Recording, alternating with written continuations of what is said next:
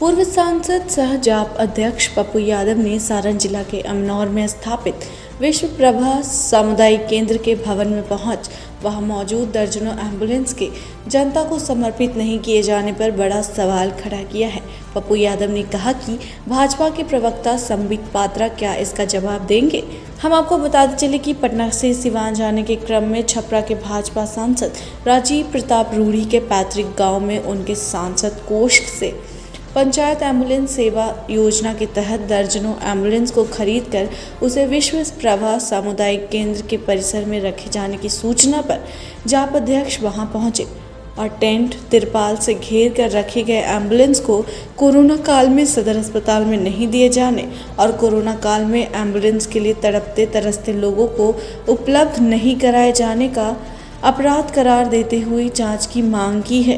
हम आपको बता दें कि एक निजी न्यूज़ चैनल पर कोरोना संकट पर परिचर्चा करते हुए जब पप्पू यादव ने कहा कि उन्होंने 7 वेंटिलेटर निजी कोष से खरीद कर रखा है और जब जरूरतमंद जनता उनसे संपर्क कर मदद की गुहार लगाती है तो वह उसे वेंटिलेटर देते हैं और रेमडेसिविर इंजेक्शन भी उन्होंने कालाबाजारियों से खरीद कर रखा है जिससे वह मरीजों की मदद करते हैं। परिचर्चा में शामिल भाजपा के प्रवक्ता संबित पात्रा ने वेंटिलेटर को घर में रखने को अपराध घोषित करते हुए कहा कि जितनी जल्दी हो बचे हुए वेंटिलेटर को सरकार को सौंप दें, जिस पर पप्पू यादव ने इनकार कर दिया। परिचर्चा के अगले ही दिन पप्पू यादव अमनौर पहुंचते हैं और वहां छुपाकर रखे गए एम्बुलेंस को लेकर स्थानीय सांसद और संबित पात्रा से सवाल करते हैं और कहते हैं कि यह क्या है। जब कोरोना महामारी में जनता त्राहिमाम कर रही है, चारों तरफ लाशों के अंबार लगा हुआ है, उस समय में आखिर इन एम्बुलेंसों को क्यों नहीं जनता को समर्पित किया गया। सांसद निधि से खरीदे गए एम्बुलेंस को निजी तौर पर इस्तेमाल करना कहां तक उचित है। निजी संपत्ति की तरह एम्बुलेंस का इस्तेमाल संसदीय आचरण के विरुद्ध है। हालांकि कुछ देर वहां रहने के बाद पप्पू यादव सिवान के लिए प्रस्थान किए और स्वर्गीय शहाबुद्दीन के परिजनों से मुलाकात किया। माँ ने जब बेटे को, बेटा ने माँ को, पिता ने बेटा को, बेटा ने बाप, पति पत्नी को, गाँव ने छोड़ दिया, वहाँ पप्पू 1 महीने हो गए।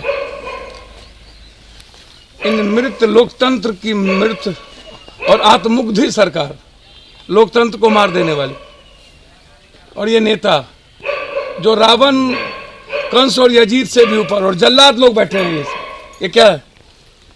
सारे एम्बुलेंस को और निकाल दिया गया और कोई विनोद सिंह मुखिया के यहाँ भेज दिया गया, एक चौबे जी हैं उनके यहाँ भेज दिया गया। ये यहाँ 30 से ऊपर एम्बुलेंस और एम्बुलेंस को निकाल दिया गया, 60-70 से ज्यादा, 100 के लगभग एम्बुलेंस। हम जानना चाहेंगे संबित पात्रा जी से कि आपके भाजपा के नेता हैं, हमारे भी भाई हैं, मेरा सवाल वो नहीं है। हम रूढ़ी जी के बारे में नहीं जानता है कि ये घर, मैं मुझे लगा किसी और का है, रूढ़ी जी का घर नहीं है, लेकिन ये एम्बुलेंस यहाँ क्यों रखा हुआ है, सवाल ना रूढ़ी जी का है और ना पप्पू यादव का। सवाल बिहार और बिहारियों का है और इंसानियत का है, सिस्टम का है। सिस्टम क्यों मरी हुई है?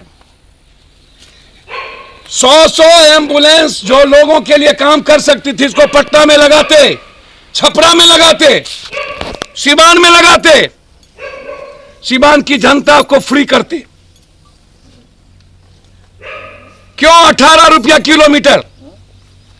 क्यों नहीं कोरोना की बीमारियों को फ्री किया गया सरकार के द्वारा? क्यों नहीं कोरोना की दवाई सरकार के द्वारा फ्री देने की बात हुई?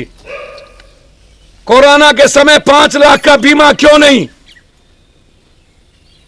क्यों जब पूरा का पूरा देश और बिहार कोलैप्स हो गया, हर घर में लाश और कफन, फिर बहाली क्यों?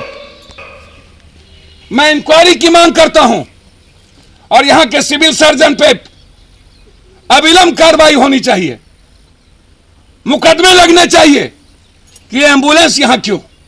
मैं जांच का विषय मैं उठाता हूं। सांसद द्वारा हर गांव में नहीं समझ में आता कहां पर एम्बुलेंस है। जब 7,000 12,000 रुपया 1 किलोमीटर का एम्बुलेंस माफिया, इंटायर क्रिमिनल और माफिया, ये सांसद के पैसे नहीं है सर, ये जनता का पैसा, MP लेट्स जनता का पैसा होता है, सांसद का नहीं होता है।